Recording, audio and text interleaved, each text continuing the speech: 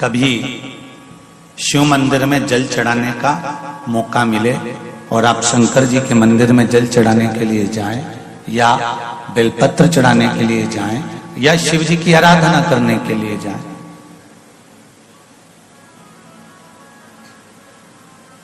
आप जब शिव जी के सम्मुख में भगवान शंकर के पास, भगवान ओगड़दानी के पास में, मेरे भोलेनाथ जी के पास में जब जाएं तो केवल जल चढ़ाकर वापिस मत आना, केवल बेलपत्र चढ़ाकर वापिस मत आना, केवल चावल का दाना या पुष्प चढ़ाकर वापिस ना आना, दिया लगाकर वापिस ना आना।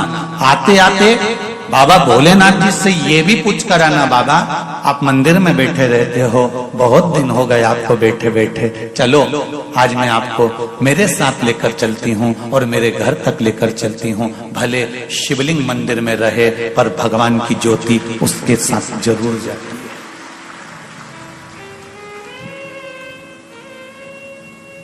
शिवलिंग भले मंदिर में रहे।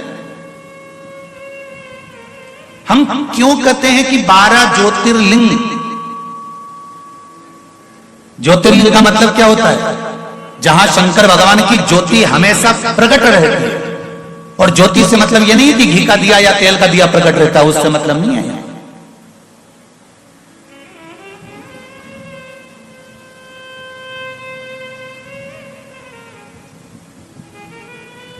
हम ज्योतिर्लिंग का मतलब क्या समझे? जहां पर भगवान शंकर की ज्योत जल रही है उसका मतलब ज्योतिर्लिंग? नहीं नहीं नहीं। जहां घी का दिया जल रहा है उसका ज्योतिर्लिंग? नहीं। जहां तेल का दिया जल रहा है उसका मतलब ज्योतिर्लिंग? नहीं।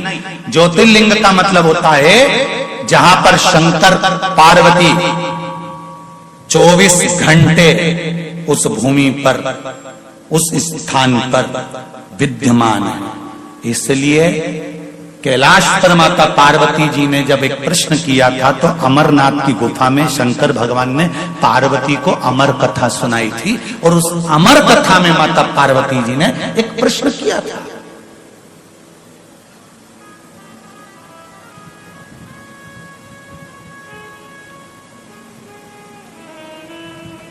उस अमरनाथ की गुफा में माता पार्वती जी ने एक प्रश्न किया था, आप जिस स्थान पर विराजमान होते हो उस स्थान से आप कितनी देर के लिए ओझल होते हो, कितनी देर के लिए जाते हो? बहुत ध्यान से सुनना रे भाई। आप अगर 2 साल से 3 साल से 4 साल से 5 साल से 8 साल से अगर शिव महापुराण की कथा सुन रहे हो तो उसमें आज की कथा बड़ी विशेषता में ध्यान रखना। सोमती अमावस्या नवग्रह शिव महापुराण की कथा हैदराबाद बाहेती परिवार द्वारा जो हो रही है उस पर ध्यान दीजिएगा। और अगर सुनने से वंचित रह जाओ तो बाद में सुन लेना, पर सुनना जरूर कथा। आप कितनी देर, कितनी घड़ी, कितने पल, कितने क्षण, कितने समय आप किस जगह पर रहते हो, यह पार्वती जी ने अमरनाथ जी की गुफा में माता पार्वती ने शिव जी से प्रश्न किया, जिस समय पर अमर कथा बाबा देवाधिदेव महादेव माता पार्वती को सुना रहे थे।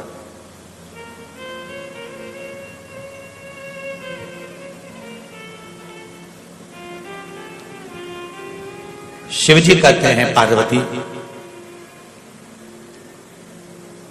जब सोमवार का दिन होता है, चंद्र का दिन होता है, जिस दिन मैंने चंद्र की काया को ठीक करा था,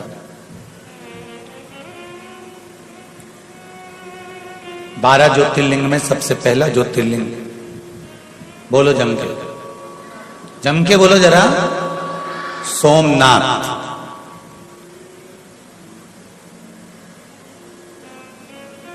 पहली गिनती में सोमनाथ जी को क्यों दिया गया?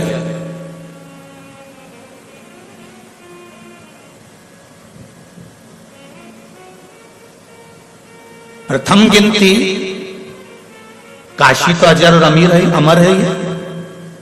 काशी के शिवलिंग का निर्माण तो ना जाने कितने सतयुग, ना जाने कितने त्रेता, ना जाने कितने द्वापर, ना जाने कितने कलयुग निकल चुके हैं, तब भी काशी में शिवलिंग था। शंकर काशी में थे और शंकर काशी में हैं और शंकर काशी में रहे। ना जाने कितने सतयुग, कितने त्रेता, कितने द्वापर और कितने कलयुग निकल गए, काशी में शिव है, था और रहेगा, ये निश्चित है।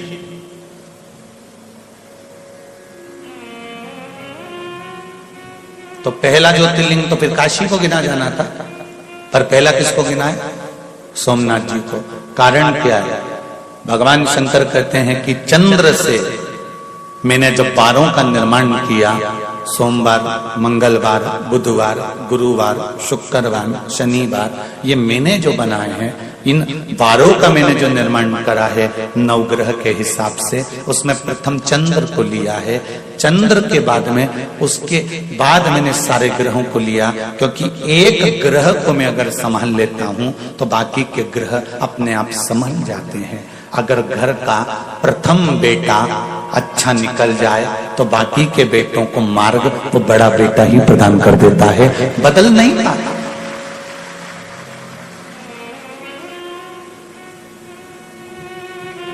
घर की एक बेटी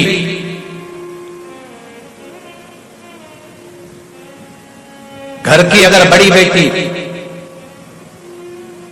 अगर मार्ग प्रशस्त कर कर चलती है, सतमार्ग पर चलती है, तो बाकी की बेटियों को भी सतमार्ग मिल जाता है। और यदि पहली बेटी ने ही सोच लिया कि मुझे तो उससे विवाह करना है, मुझे तो ऐसा करना है, तो बाकी की जो बेटियां हैं वो भी मार्ग से विभाजित हो जाती हैं। प्रथम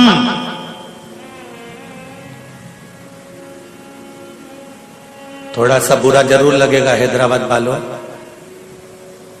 पर एक बात कहना चाहूंगा, लोगों के पास में धन बढ़ते जा रहा है और शरीर से कपड़ा कम होते चले जा रहा है।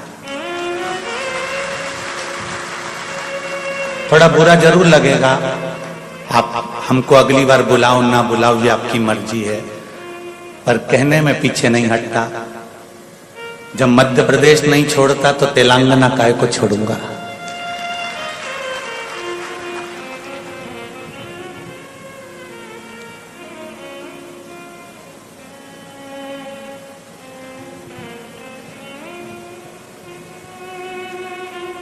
जब शरीर पर घाव हो जाता है ना, तो डॉक्टर क्या करता है? उस घाव को खुला छोड़ देता है क्या? जम के तो बोलो नहीं। क्या लपेटता है? पट्टी। पट्टी घाव को ठीक करने का काम करती है क्या? नहीं। पट्टी घाव पर मक्खी ना बैठे, मक्खी ना भिन भिनाए, इसलिए बांधी जाती है।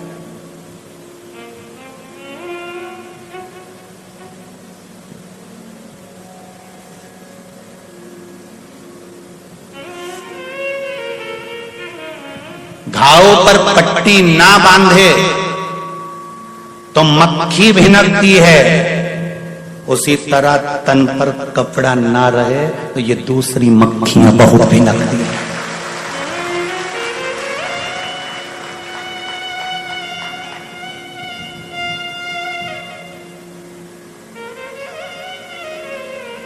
फिर प्रशासन को दोष मत देना और पुलिस को दोष मत देना। बचपन से सिखाया जा रहा है, स्कूल में भी फर्स्ट एड बॉक्स रखकर सिखाया जाता है, मेडिकल बॉक्स रखकर सिखाया जाता है, छोटे छोटे बच्चों को सिखाया जाता है कि लग जाए घाव तो पट्टी बांधना, पट्टी से शरीर अच्छा नहीं होगा पर मक्खी भिन भिनाना बंद कर देगी। उसी तरह तन अगर ढक कर रखोगे तो ये बाकी की मक्खियां भिन भिनाना बंद कर देगी, ये निश्चित है, इसकी निश्चितता है। धन बढ़ा है पर तन पे से कुछ घटा भी है।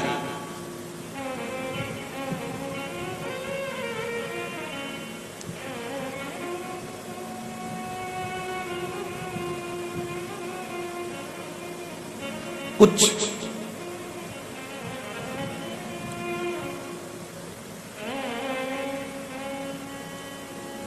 लोग कहते हैं प्रशासन ध्यान नहीं देता, पुलिस ध्यान नहीं देती, गलती किसकी है?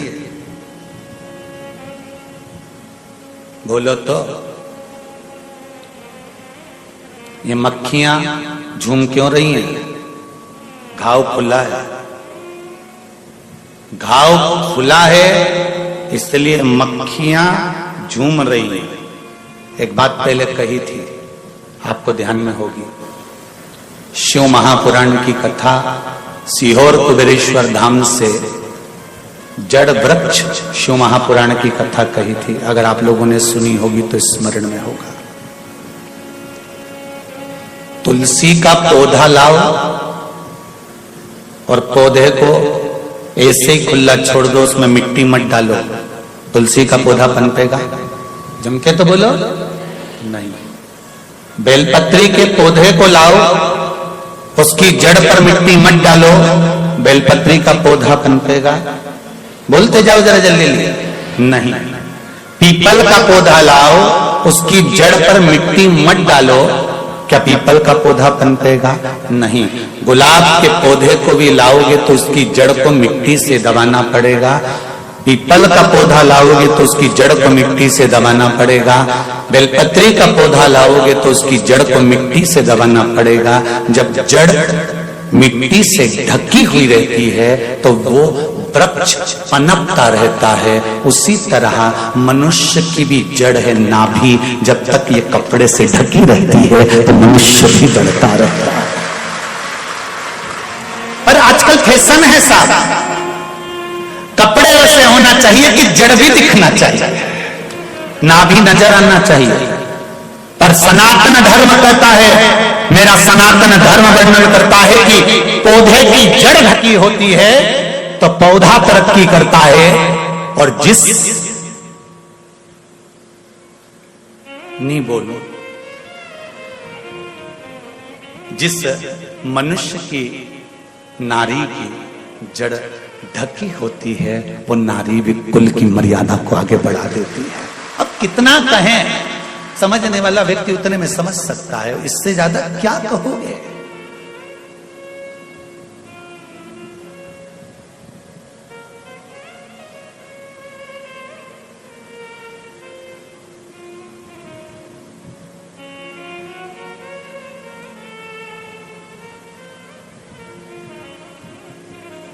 हिंदुस्तान की पहचान किन दो चीजों से करी जाती है? चलो बोलो जल्दी उत्तर दो। बहुत विद्वान लोग बैठे हैं हैदराबाद की कथा में, जरा बोल लो जल्दी से।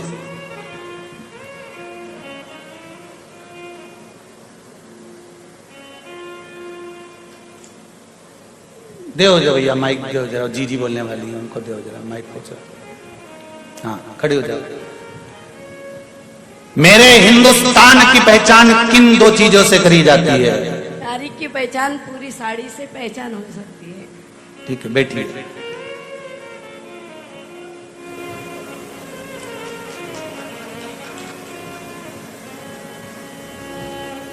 इधर दो माइक को, जी बोलने वाली। हाँ खड़े हो जाओ खड़े जल्दी। देव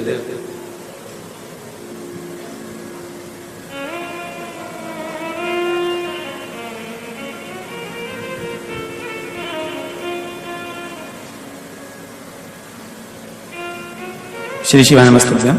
श्री शिवाय नमस्तुभ्यम। हिंदुस्तान की पहचान सभ्यता और संस्कृति से है। बहुत बढ़िया, बैठिए।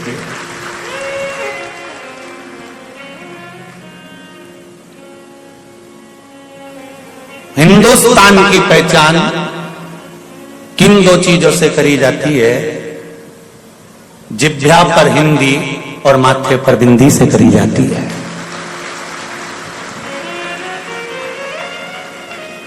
मेरे हिंदुस्तान की पहचान है तुम्हारी जीवान पर हिंदी हो और मेरी बेटियों के माथे पर बिंदी हो। मेरा हिंदुस्तान पहचाना जाता है, मेरा भारत पहचाना जाता है। उसकी पहचान का सबसे बड़ा तत्व है और आज दोनों चीजों को मिटाया जा रहा है। हिंदुस्तान के लोग हिंदी को मिटाने के लिए लगे हुए हैं और मेरे हिंदुस्तान की बेटियां माथे पर बिंदी मिटाने को लगी हुई हैं। मेरा निवेदन है अगर बन सके तो दोनों को बरकरार रखना, जीवान पर हिंदी रखना और सिर पर बिंदी रखना। मेरा हिंदुस्तान पहचाना जाएगा। शर्म नहीं आना चाहिए। वो विदेश से आई हुई इस्कॉन मंदिर की बेटियां लंबा तिलक लगाती हैं, तन पर साड़ी पहनकर हरे राम राम राम हरे हरे गाती हैं, हरे कृष्णा कृष्णा कृष्णा हरे हरे गाती हैं। और ब्रज की गलियों में हो, चाहे बेंगलोर की गलियां हो, चाहे हैदराबाद की गलियां हो, उनको कोई शर्म नहीं आती और साड़ी पहनकर माला लेकर घूमकर तिलक लगाकर निकलती हैं। और मेरे यहाँ कहा जाता है हिंदुस्तान की पहचान जीवान पर हिंदी हो और माथे पर बिंदी हो। जब मस्तक पर बिंदी आप भी लगाओगे तो मुझे गर्व होगा कि मेरे हिंदुस्तान की यह पहचान है। पर बेटियां भूल गई, बेटी भूल गई।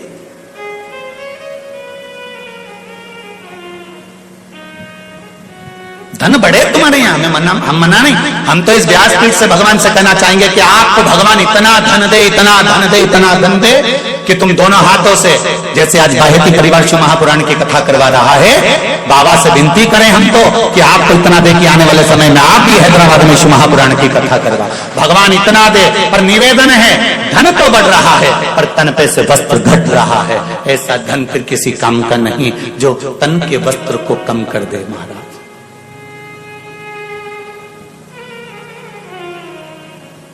प्रथम नवग्रह शिव महापुराण की कथा चल रही है, थोड़ा ध्यान लगाकर सुनिएगा। और अगर आपको जिंदगी में अच्छा लगे तो इस हिंदुस्तान की दो पहचान को अगर अच्छा लगे तो टीवी के माध्यम से काट कर व्हाट्सएप पर, इंस्टाग्राम पर जरूर सबको भेज देना कि मेरे हिंदुस्तान की दो पहचान है। एक जीवान पर हिंदी और जम के बोलो माथे पर बिंदी, ये मेरे हिंदुस्तान की पहचान है।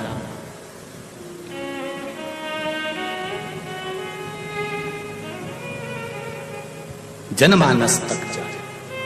शिव महापुराण केवल यहीं तक नहीं, जो नहीं सुनते उन तक आप भेज सकते हो, सोशल मीडिया के माध्यम से आप पहुंचा सकते हो। घाव पर पट्टी बंधना जरूरी है, मक्खी भिनकेगी, तन पर वस्त्र सही होना जरूरी है, नहीं तो ये बहुत मक्खियां है रे संसार में, ये भी बहुत भिनकेगी। फिर प्रशासन को या पुलिस को दोष मत देना कि ये कुछ नहीं करते। वो तो कहते हैं कि पट्टी बांध के रखो ना घाव पर, तन पर अच्छे कपड़े पहन कर रखो। किसी की सामर्थ्यता है कि भिनक जाए। झांसी की रानी भी तो थी, मां अहिल्याबाई भी तो थी, मां मुक्ताबाई भी तो थी, कर्माबाई भी तो थी, मीराबाई भी तो थी। खूब जियो, खूब अलमस्त आनंद में आप। हम ये नहीं कहते कि आप आज के युग में मत जियो, बहुत बहुत जियो आज के युग में, पर अपनी संस्कृति और अपनी सभ्यता से पीछे मत हटो। अपनी सभ्यता और अपनी संस्कृति से हमको पीछे नहीं हटना।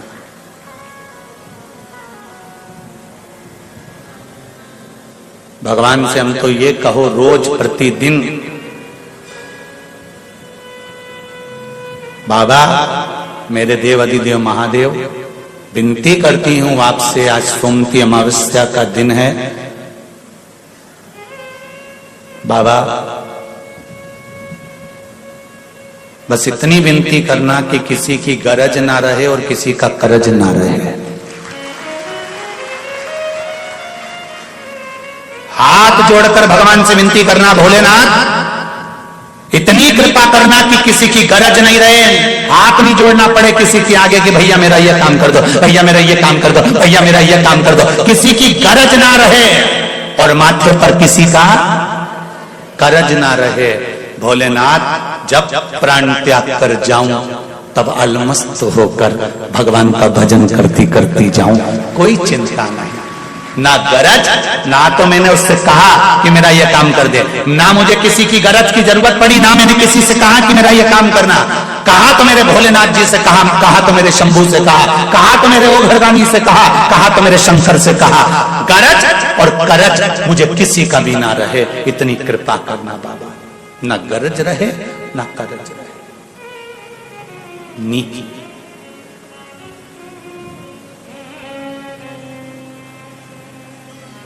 कितना भी धन जोड़ लो रे बाबा और कितना भी पैसा इकट्ठा कर लो, अंतिम समय में राम नाम सत्य ही चिल्लाएंगे।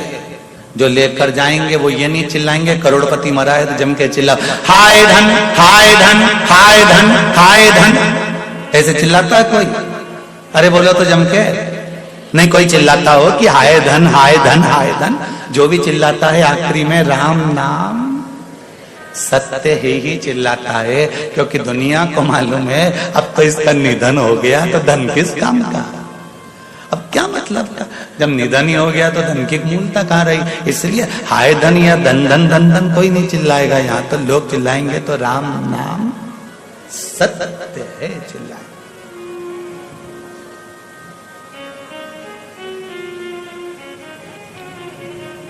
गिरा दिया।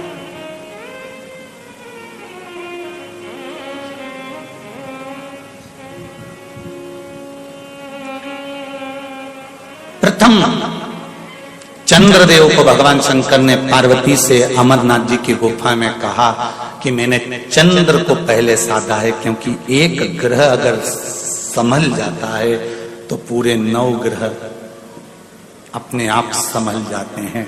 घर का प्रथम बेटा, घर की प्रथम बेटी अगर संस्कारवान निकल जाती है तो ये निश्चित है कि बाकी के बच्चे भी संस्कारवान निकल जाएंगे। प्रथम को संभाला है, प्रथम।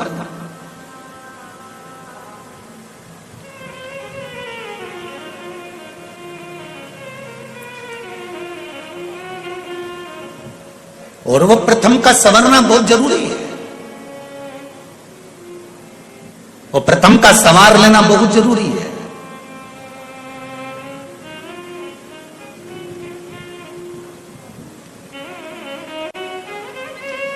हम लोग चिल्लाते हैं हम सुधरेंगे युग सुधरेगा, हम बदलेंगे युग बदलेगा।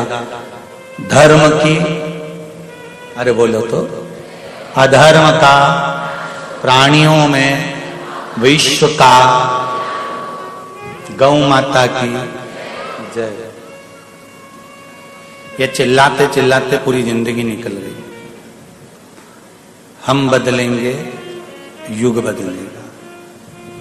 हमको देखकर दुनिया जीना चाहती है तो हम क्यों ना बदलें?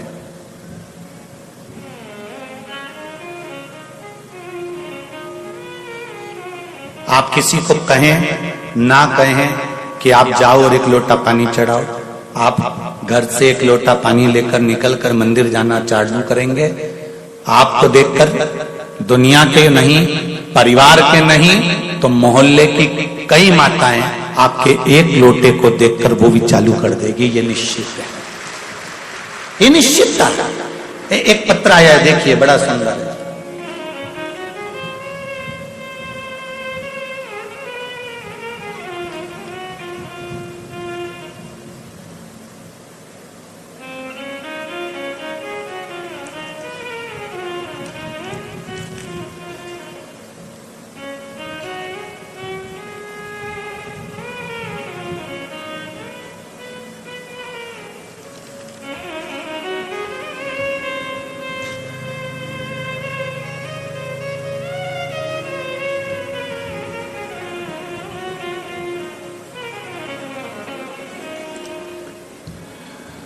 मेरा नाम मंगल अनिल कोलेकर है, मैं सोलापुर से आई हूं। कहीं बैठी हैं?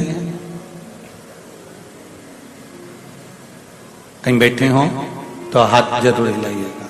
आप ही हैं? दोनों हाथ हिला दीजिए। हर हर महादेव। गुरुदेव, मैं सीहोर कुबेरेश्वर धाम में आई थी, आज मैं हैदराबाद कथा सुनने आई हूं। मुझे पहले से पेट में किडनी में स्टोन डॉक्टर ने बोला था।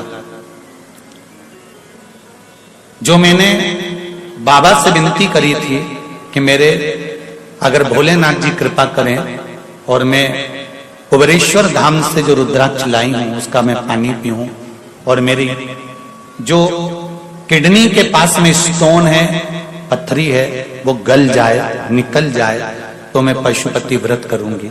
ये मैं कुबरेश्वर धाम में बोलकर आई थी और बाबा ने ऐसी कृपा करी।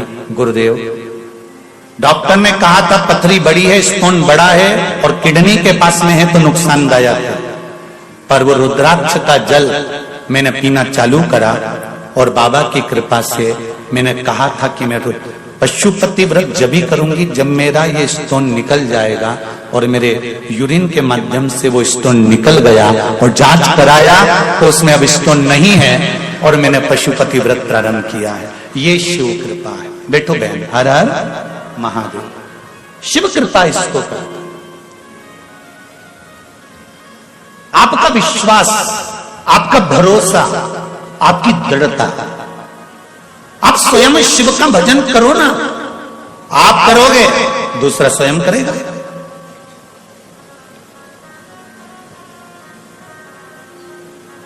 एक पत्र और है, देखिए।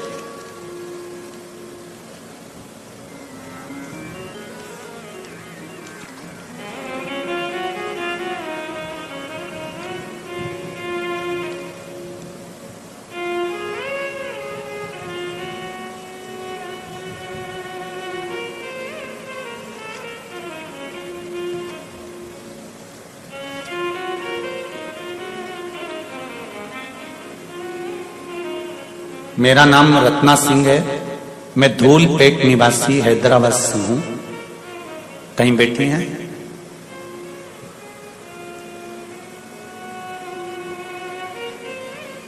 रत्ना सिंह, धूलपेट निवासी। मुझे 2 बेटे हैं और मुझे हमेशा से एक बेटी की इच्छा थी। मैंने आपकी कथा में आंकड़े की जड़ का उपाय सुना था। मेरी मासी को कोई संतान नहीं थी तो मैंने उन्हें भी ले जाकर यह उपाय किया और मैंने अपने लिए भी पुत्री के लिए, लड़की के लिए मनोकामना की। उपाय के 2 महीने बाद ही मेरी मासी गर्भवती हो गई और मुझे भी 7 साल बाद बहुत ही प्यारी बेटी हुई है जिसका नाम मैंने शिवान्या रखा है। उसका फोटो भी मैं लगाकर भेज रही हूं, फोटो भी लगाकर भेज रही हूं।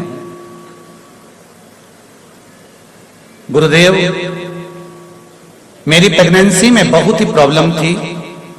शायद मैं और मेरी बेटी नहीं बचते, लेकिन भोलेनाथ की कृपा से हम पर बनी रही और आज मैं और मेरी बेटी दोनों ही सही सलामत हैं। मैंने अपनी प्रेगनेंसी में भगवान शंकर की आराधना करी, इसलिए मेरी बेटी के जंघा पर नंदी का एक लांछन बना हुआ आया है जो मेरी बेटी की जंघा पर बना है। फोटो में दिया है उसने, आप देख सकते हैं। ये नीचे वाला जो फोटो है इसमें जंघा पर जो नंदी का लांछन बना हुआ है। शिव आराधना का फल किसको कहते हैं? ये शिव है। एक पत्र और आया है जिसमें फोटो लगाया गया है बच्चे का। मैं रत्नमाला नरहरी कोटलवार नांदेड़ महाराष्ट्र से तहसील लोहा गुरुजी को कोटि कोटि प्रणाम। फरवरी में सीहोर आई थी, तब मेरी बहू प्रेग्नेंट थी। मुझे पहली 2 नातिन, 2 बेटियां थी, पोती थी। अब मुझे पोता होना था तो मैंने बाबा से विनती कर बाबा से निवेदन करा था और बाबा की कृपा से वैशाख पूर्णिमा सोमवार को सुबह 8:52 पर मेरे यहाँ पर मेरे पोती 2 थी, अब पोता मेरे बाबा ने मुझको दिया है। ये शिव की कृपा से प्राप्त हुआ, शंकर की कृपा। एक पत्र और बड़ा सुंदर है, देखिए।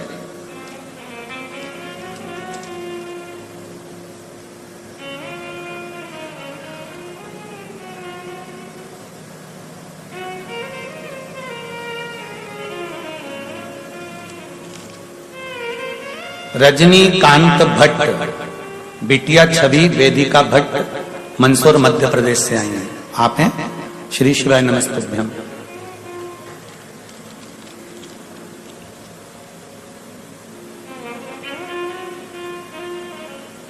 मेरी बिटिया 5 वर्ष की हो गई थी, लेकिन बचपन से उसे पेट में दर्द और सिर का दर्द था। बहुत से डॉक्टरों को दिखाया, परंतु उसको बीमारी की समझ नहीं आई। हम दोनों और परेशान रहने लगे। जहां भी जाना होता बहुत ही दवाइयां साथ में लेकर जाने लगे, फिर भी कोई स्थायी हल नहीं हो पाया। लेकिन जब से कथा में सुना कि बाबा को चढ़ी बेलपत्र और जल पीने से सभी बीमारियां कट रही हैं, तो हमने भी नियम बना लिया कि एक बेलपत्री और जल हर दिन सेवन करेंगे। दुख धीरे धीरे कटने लगे और 2 माह पहले सियोर धाम से जो रुद्राक्ष प्राप्त किया, उसके जल को सिर्फ 2 दिन बाबा पर चढ़ाकर पिलाया। जो चमत्कार हुआ, उस दिन से आज तक बिटिया ने कभी ना तो पेट दर्द हुआ और ना कभी सिर दर्द हुआ। मेरी बेटी को मैं यहाँ हैदराबाद में मंदसौर से केवल धोख लगाने के लिए आया हूँ। शिव महापुराण की कथा में हर हर महादेव। बैठिए महाराज जी, श्री शिवाय नमस्तुभ्यम। बैठिए। मैं केवल मंदसौर मध्य प्रदेश से हैदराबाद में केवल धोख लगाने आया हूँ। बाबा देवाधिदेव महादेव। शिव भक्ति, शंकर की उदारता, शंकर की करुणा, ये कोई साधारण नहीं है। तेरी कृपा बिना न हिले एक भी अणु, लेते हैं श्वास तेरी कृपा से तनु तनु। हे गंगाधार मुक्ति द्वार ओंकार तू, आयो शरण तिहारी शंभु तार तार। शिव की आराधना से जो सुख मिलता है वो कहीं नहीं मिल सकता। सारी समस्या का हल एक लोटा जल। फिर दुनिया चाहे कितना भी विरोध करे, चाहे दुनिया कितने भी अपशब्द कहे, चाहे दुनिया कितना भी ताना दे, किसी को हार्ट अटैक भी आ गया, डॉक्टर अपना काम करेगा। तुम एक बार लोटा लेकर, पानी लेकर शिव के मंदिर तो जाओ। जिसकी हालत वेंटिलेटर पर पड़ा हुआ है, उसका नाम और गोत्र बोलकर बाबा से दिल से कहकर, बाबा उसके छोटे बच्चे हैं, बचा लो ना उसको। जब राजा श्वेत के प्राण आप बचा सकते हो, तो क्या इसके प्राण नहीं बचा सकते? दिल से गणेश कार्तिके पर जल चढ़ाकर, अशोक सुंदरी पर जल चढ़ाकर, जया विषहरा के कमंडल को देखते हुए, जलाधारी को देखते हुए शंकर के शिवलिंग पर जल चढ़ा दो। विश्वास करता है वो वेंटिलेटर से नीचे उतरेगा और बाबा कृपा करेगा। दिल से कहना पड़ेगा, तार बिछाने से कुछ नहीं होगा, कनेक्शन जोड़ना पड़ेगा।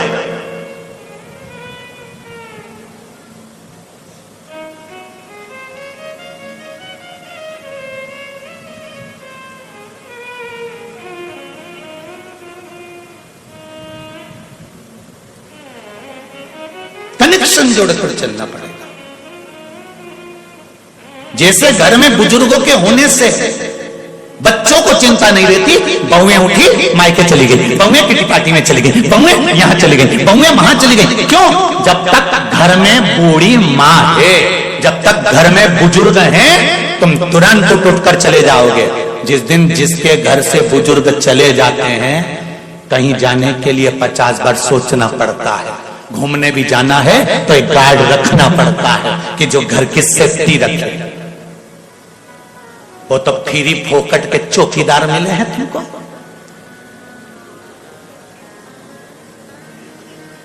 और जिससे मिलो ना, मुंबई, बेंगलोर, पुणे, जिससे मिलो वो एक ही बात कहते हैं, गुरुजी आजकल 2 का सेट चल रहा है। हमने कहा 2 का सेट कैसे? बस पति और पत्नी, और ज्यादा हो तो हम 2 हमारे 2। हमने तो कहा भैया देखो, हमारी मम्मी तो जब जब जाती थी ना बाजार में, तो 6 का सेट खरीद के लाती थी। बोलो सही है कि गलत है? यहाँ पर भी बुजुर्ग माताएं बैठी हैं, बूढ़े बूढ़े लोग बैठे हैं। जब भी बुजुर्ग बाजार जाता था तो 6 का सेट खरीद कर लाता था। स्टील की कटोरी 6, थाली का सेट 6, चीनी का सेट 6, गिलास का सेट 6, चद्दर का सेट 6, बंदरवाल का सेट से पैर पोछनी 6, तो घर में भी 6 का सेट होना चाहिए। 2 पति पत्नी, 2 बच्चे और 2 बूढ़े माँ बाप, तब जाकर ये 6 का सेट कंप्लीट होता है। 2 के सेट से और 4 के सेट से मेहमान ज्यादा आ जाएंगे तो खाना कैसे खिलाओगे चीची? 2 कटोरी के दूसरे के यहां से मंगने जाओगी जी कि 2 थाली दूसरे के यहां से मंग कर लाओगी? परिवार में 6 का सेट बनाना चालू